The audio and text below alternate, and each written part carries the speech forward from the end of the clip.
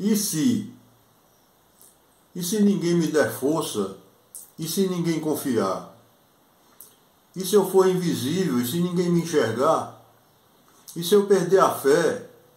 E se eu não ficar de pé? Se eu voltar a cair? Se a lágrima escorrer? E se por medo de sofrer eu pensar em desistir? E se quando eu cair ninguém me estender a mão? E se quando eu me perder sem rumo, sem direção? Se eu não achar o caminho?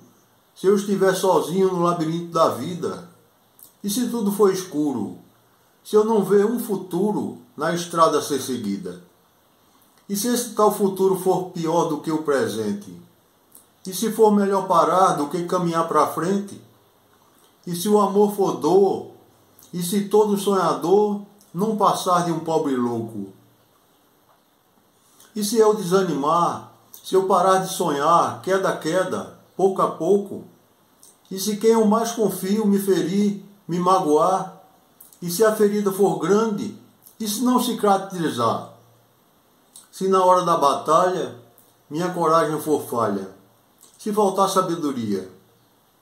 Se a derrota chegar e se ninguém me abraçar na hora da agonia? E se for tarde demais? E se o tempo passar? E se o relógio da vida do nada se adiantar?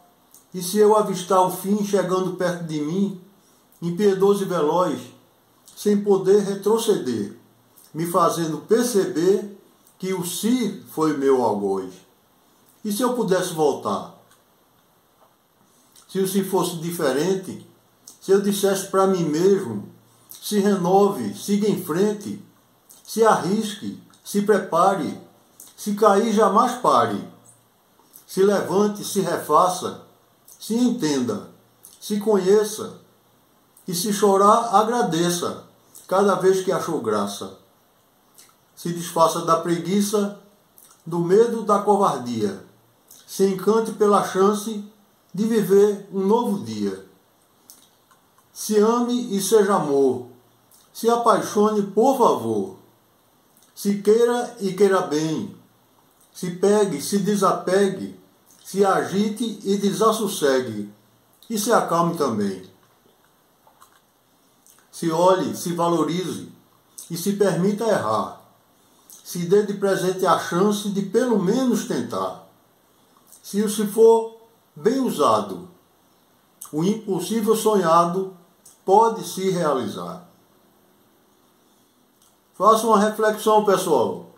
Dê o like, compartilhe esse vídeo e se inscreva no nosso canal do YouTube, @Jornal na Voz. É de graça. E, por favor, compre-me um café. Olá, nos ajude a lhe dar informação de qualidade e com a melhor apresentação. Se você gosta do nosso trabalho, faça um pequeno Pix para a chave que está no quadro e nos apoie para continuarmos. Obrigado.